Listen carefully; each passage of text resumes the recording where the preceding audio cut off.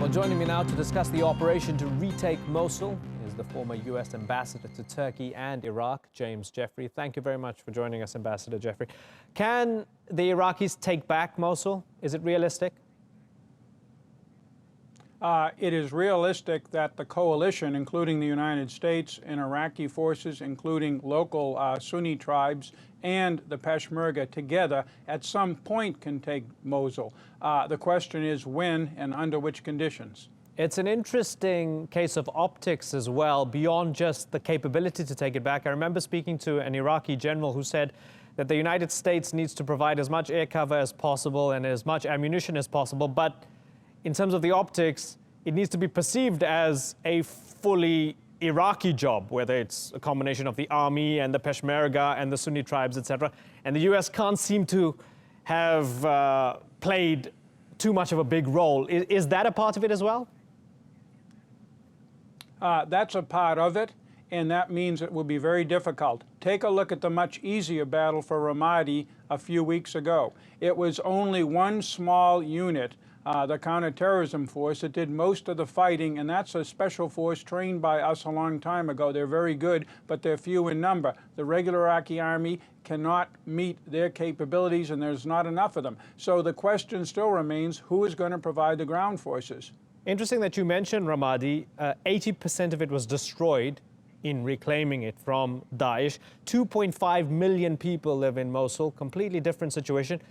Despite all of that, what's the major lesson that you can take out, or you can draw out of the Ramadi operation and apply to Mosul? One, you need highly capable combat troops. Turkey has them, the United States has them, other NATO countries have them.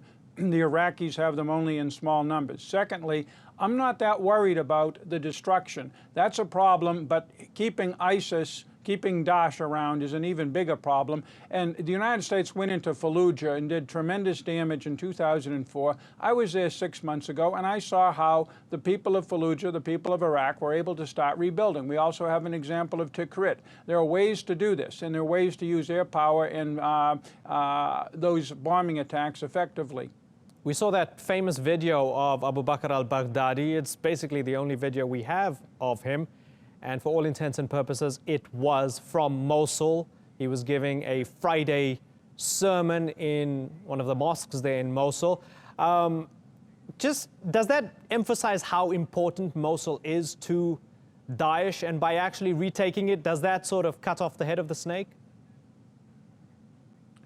Absolutely to both. But the important thing is, this is not another Al-Qaeda.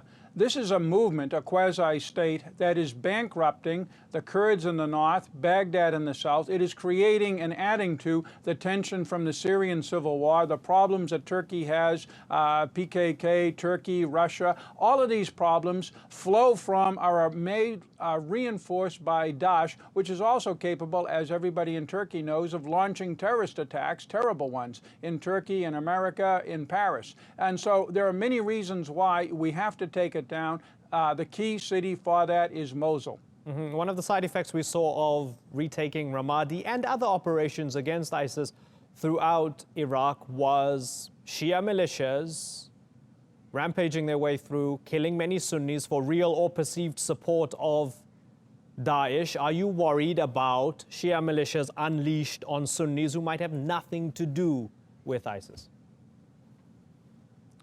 Everybody is worried about that, but A, that was not a factor in Ramadi. They weren't involved in that fight. And even in Tikrit, and I've talked to many Sunni Arabs from that province, Saladin, all in all, they behaved fairly well. But still, it's a problem. But here's, for your viewers and listeners, the underlying problem. There's 1,000 reasons why we don't do things. And that's why the most powerful coalition the Middle East has seen in 30 years has not been able to take down a force of some 20,000 people spread out over the size of a third of Turkey, because we keep on worrying about all of these little issues. These issues can be fixed. That's what big countries do.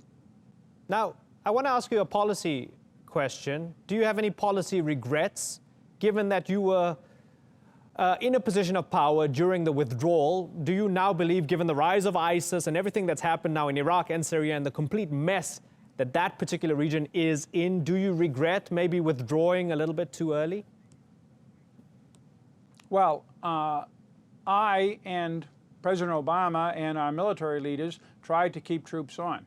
The problem is, as again I've experienced for many years in Turkey on issues like use of Incirlik, foreign military presences in any country is very sensitive, and the local people have to decide. The Iraqis were very ambivalent about keeping Americans on in 2011 when it didn't seem to be, there didn't seem to be much of a security problem. Nobody knew about Daesh then, and that was a mistake, but it was a mistake everybody made. But in the end, countries are sovereign. They make those decisions on foreign troops. If there's appetite among the Iraqis and appetite among Americans to send ground troops in to finally get rid of the cancer of Daesh, would you think that's a good idea? Absolutely, I've written to that. We're not talking about America taking over the operation. We've seen campaigns with 3,000, 4,000, and 6,000 local troops, nothing like the capabilities of NATO troops, moving forward against Daesh. This would be a limited number of American ground troops to reinforce and to help the local forces, the local militias, the local Iraqi troops, our Syrian forces across the border in Syria. That's all we're advocating, and without that, I'm afraid it will be a long time before we can finally eliminate Daesh. Ambassador James Jeffrey, thank you very much for joining us. It's been fascinating talking to you.